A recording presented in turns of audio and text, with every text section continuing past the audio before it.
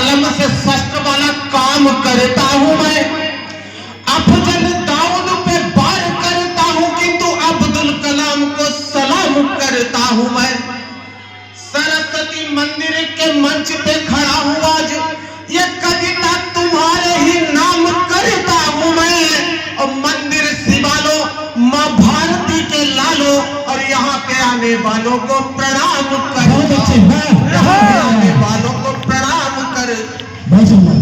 एक जगह हम कविता कह रहे थे, एक नेताजी आए और आगे बैठे फिर चल दिए। बोले कैसी कविता हो रही है, कोई सम्मान नहीं हुआ, हमारा नाम नहीं लिया गया। हमने कहा नेताजी शायद आप समझते नहीं हैं, आपका नहीं, यहाँ पे जितने लोग उपस्थित हैं सबका सम्मान हुआ है। क्या आप माँ भारती के लाल नहीं हैं? क्या आप यहाँ पर आए हैं?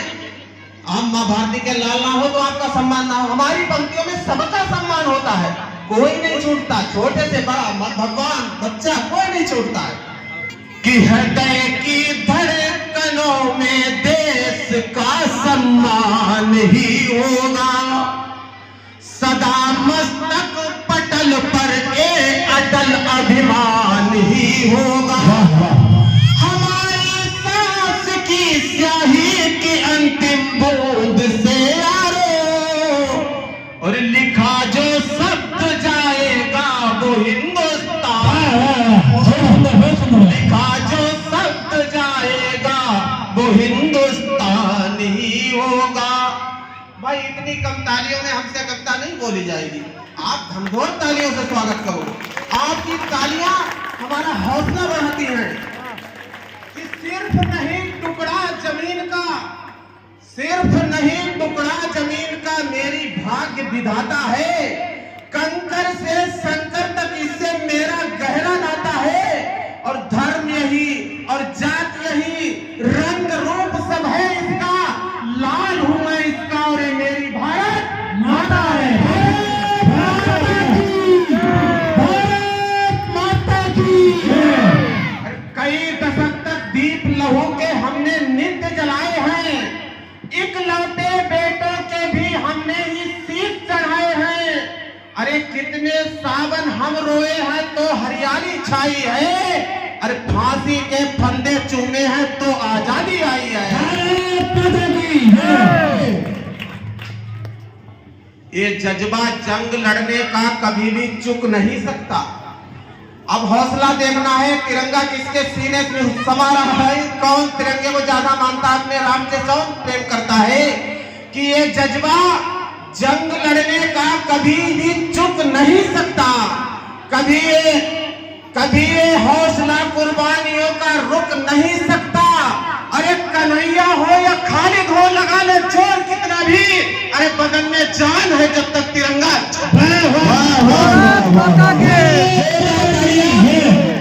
तो बेजुबान है।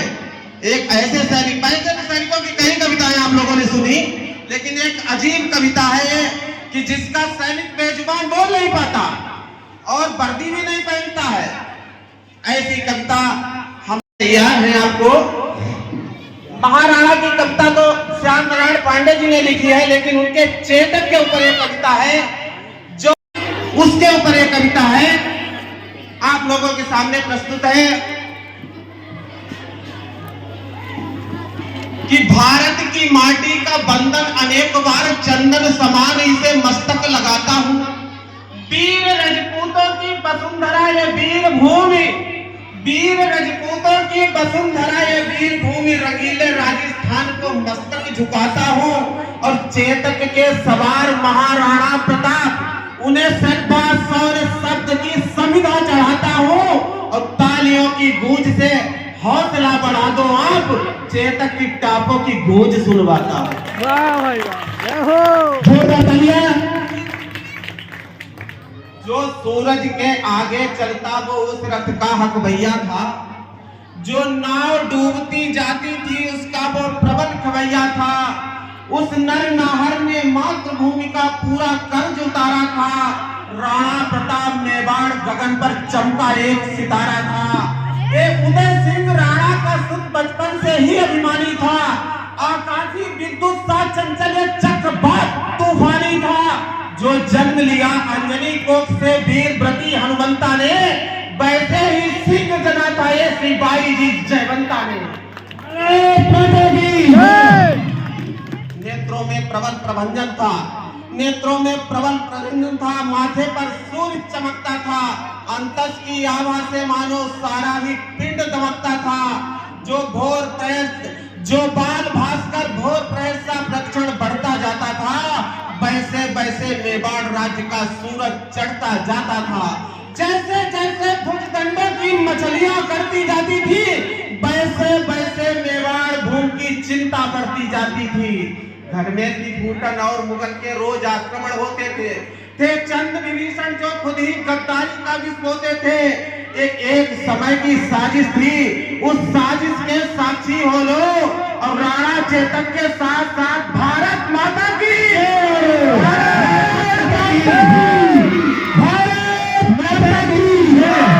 राणा चेतक के साथ साथ भारत माता की जय बोलो। मुगलों के राजा अकबर ने षड्यंत्र रचा आघाती था, लेकिन प्रताप का तेवर भी तेजाबी था, प्रतिघाती था। अकबर ने राजा मान सिंह को सेनापति बनवाया था। और एक बात बता दे, ये युद्ध किस तरीके का था, बिल्कुल युद्ध प्रस्तुत हो जाएगा आपके सामने, आप लोग आंखों से देखेंगे युद्ध को। और अजीब युद्ध, अजीब लगता है इसलिए है कि जो मुस्लिम सेना थी उसका सेनापति था हिंदू यानी मान सिंह, और जो हिंदू सेना थी उसका मुस्लिम सेनापति था हाकिम सिंह सूरी। घोड़ों की घंटी घन घन और तीर बोलते सन सन, घोड़ों की घंटी घन घन और तीर बोलते सन सन, हाथी का घोड़ा धन धन तीर बोलते सन सन। ये कितना अद्भुत दृश्य था कि भैरव बन गया त्रिशूल और दोधारी चंडा बन बैठी, फिर रक्त बीज बन गए मुगल बरछी चामुंडा बन बैठी। चेतक की टाप सुनाने को तप तप टपाक तप तप टपाक तप तप टपाक तप तप टपाक तप तप टपाक तप तप टपाक पश्चात सुनाई देती थी, लेकिन चेतक दिखता ना था, पश्चात सुनाई देती थी। ये अद्भुत युद्ध है, इस युद्ध का दर्शन करते रहिएगा, तालियां बजाते रहिएगा। अगर ताली नहीं बजाओगे तो कविता समझ में नहीं आएगी, इसलिए तालियां बजाते रहो। कि मुगलों की अभिमानी घुड़की पल में पुकार हो जाती थी, मुगलों की अभिमानी घुड़की पल में पुकार हो जाती थी, और जब तक वो अल्लाह कहते थे तलवार पार हो जाती थी। जब तक वो अल्लाह का, हमारी पंक्तियां जो हैं वो बड़ी हैं, लेकिन आप लोगों की तालियां छोटी रह गई। तालियां जरा घनघोर तालियों से भारत माता के कि बैरी के सर पर था चेतक, हाथी के ऊपर था चेतक, आंखों के आगे था चेतक, छाती के भीतर था चेतक, जल में चेतक थल में चेतक, छल में चेतक बल में चेतक, लोहों की नदियां बहती थी, नदियों की कलकल में चेतक, पानी पर चेतक दौड़ रहा, चेतक चलता अंगारों में, पानी में चेतक दौड़ रहा, चेतक घुस गया विचारों में। और राणा पर होता बार अगर, राणा पर होता बार अगर तो तुरंत झुका ही देता था।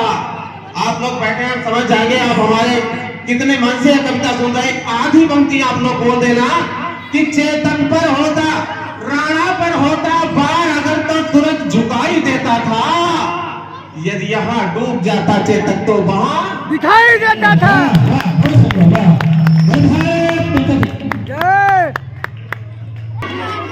ये तुमने कविता दोहराई, तालियां नहीं बजाई, इसलिए आपकी ऐसी नहीं नहीं अगर हम हमारी कविता तालियां बजवाएंगे आपसे। एक बार फातेह महोदय के लिए जोरदार तालियां।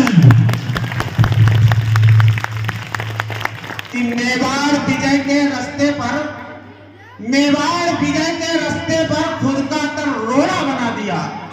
जब अकबर की सेना बढ़ने लगी, एक अनुपात बताएं आपको कि अकबर की सेना में 70,000 सैनिक और राणा की सेना में मात्र 10,000, इसका अनुपात एक आदमी के ऊपर 7 आदमी।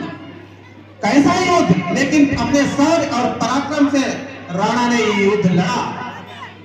जब अकबर की सेना आगे बढ़ने लगी चेतक खड़ा हो गया रास्ते में, उसने एक भी सैनिक को आगे नहीं बढ़ने दिया।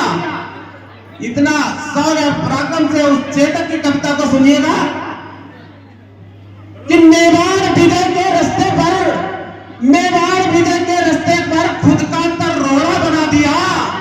देखो तालियां कमजोर ना रहे। मेवाड़ विजय के रास्ते पर खुद का तरोड़ा बना दिया और चेतक योद्धा बन गया और मुगलों को भगा। भारत माता के माता की भारत माता की वंदे खप्पर बोलो और राणा चेतक के साथ साथ भारत माता की जय बोलो। भारत माता की थी बाग युक्त नीली आंधी मर्जी से पांव बढ़ाता था। राणा के एक इशारे पर चेतक फौरन मुड़ जाता था। शत्रु सेना के सागर में चेतक तैराकी करता था, जाते जाते मुड़ जाता था, बेहद चालाकी करता था। जिसकी छाती पर चेतक की तगड़ी टापे पड़ जाती थी, उसके सीने में भाले सी दोनों टांगे गड़ जाती थी। था तभी अचानक मान सिंह हाथी असवार नजर आया। ये गद्दार था वहां का। था तभी अचानक मान सिंह हाथी असवार नजर आया और राणा के संग चेतक के भी आंखों में खून उतर आया। राणा कोई कौतुक करते इससे पहले वो घूम गया। अगली टापों का प्रबल बार हाथी का मस्तक चूम गया। आघात वज्र का भारी था, सहकर हाथी लड़खड़ा उठा। इतने में राणा का भाला बिजली जैसे गड़गड़ा उठा। गद्दार ठहर जा, पूर्ण हुए सब पाप तुम्हारे लगते हैं।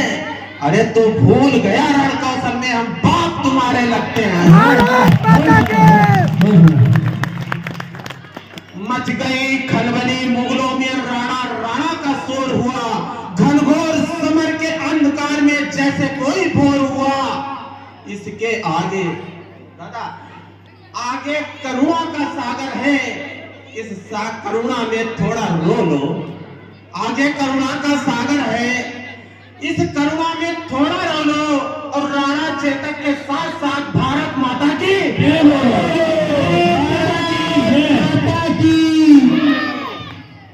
राणा के प्रबल प्रहारों का न तोड़ दिखाई देता था, न हल्दी घाटी में चेतक का जोड़ दिखाई देता था। न हल्दी घाटी में जो चेतक का जोड़ दिखाई देता था। अकबर का दल राणा के दल से भारी था। हजारों घाव लगे थे पर राणा का हमला जारी था। अरे गिर गया श्रगालों में नार। आवाज बहुत होती है आचार्य बंधु, जरा बच्चों को सही करो। हम कविता की मार्मिक स्थिति में है, बच्चे शोर बहुत कर रहे हैं, आवाज ज्यादा आ रही है, बच्चे चुप हो जाओ। कि गिर गया, अरे गिर गया श्रगालों में नाहर, गिर गया श्रगालों में नाहर। राणा को संकट बूझ गया। फिर एक लिंग का हड्डी पूत गोधारी लेकर जूझ गया। इतने में झाला आ पहुंचे। झाला राणा का बहुत असली मित्र था, बचपन की मित्रता थी, एक थाली में खाए हुए थे दोनों। उसने अपनी मित्रता को वफादारी में कैसे बदल दिया। झाला की वफादारी देखिए। कितने में झाला आ पहुंचे और बोले राणा प्रस्थान करो। अरे तुमसे कल को आशाएं हैं, कुछ इसका भी तो ध्यान करो। राणा बोले रण में झाला मैं इंच इंच कट सकता हूँ, पर कसम भवानी दुर्गा की मैं कभी नहीं हट सकता हूँ। वाह वाह, बहुत सुंदर है, वाह। पर कसम भवानी दुर्गा की मैं कभी नहीं हट सकता हूँ। फिर एक लिंग का नाम लिया झाला ने, फिर एक लिंग का नाम लिया। बेघोर सबक झाला बोले और दुश्मन का बार लिया सर पर। होकर लथपथ झाला बोले इनको मैं धूल चटा दूंगा, देखो तुम कल के मंगल को। इनको मैं धूल चटा दूंगा, देखो तुम कल के मंगल को। और झाला ने कसम दिलाई तो राणा चल निकले जंगल को। झाला ने कसम दिलाई तो राणा चल निकले। अरे चलते चलते चलते चलते राणा मग में 21 गज का नाला आया। चेतक का थन था लस्त पस्त, लेकिन जैसे ज्वाला आया अपनी पूरी ताकत समेत चेतक छलांग लगा बैठा राणा की रक्षा के खातिर। अंतिम छल्ला उस नील अश्व ने स्वामी भक्ति का पाठ सभी को सिखा दिया। चलते चलते उस नील अश्व ने स्वामी भक्ति का पाठ सभी को सिखा दिया। उस नील अश्व ने स्वामी भक्ति का पाठ सभी को सिखा दिया और करवट लेकर बेजान शीश राणा चरणों में टिका दिया। फिर लगा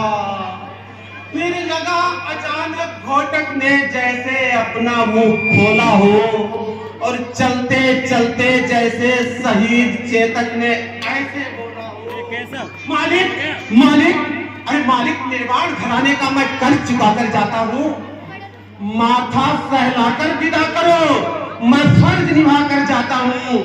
बस एक याचना है स्वामी, चेतक कहता है, बस एक याचना है स्वामी, शत्रु का सिद्ध षड्यंत्र न हो और जब तक चेतक की याद रहे मेवाड़ मेरा परतंत्र न हो। जब तक चेतक की याद रहे मेवाड़ मेरा परतंत्र न हो। चेतक चेतक चेतक मेरे बेटे भैया, हाँ लाल वो वीर चित्कार उठा, चेतक को पांव में भरकर वो घायल शेर पुकार उठा। चेतक तेरी बलिदान कथा, चेतक तेरी बलिदान कथा ये हिंदुस्तान भी गाएगा, गाएंगे श्याम नारायण भी, हर नौजवान भी गाएगा। चेतक तेरी सौगंध मुझे। लोग कहते हैं वीर रस की कथा, वीर रस की कविता ओज में और तेज आवाज में पढ़ी जाती है। मैं सांस की झुम्मत से चौपाई कहूंगा, आपकी गनगौर तालियां चाहिए कि चेतक चेतक तेरी सौगंध मुझे, दुश्मन का नाम नहीं होगा। अरे जब तक ये राणा जिंदा है मेवाड़ नाम नहीं होगा। जब तक ये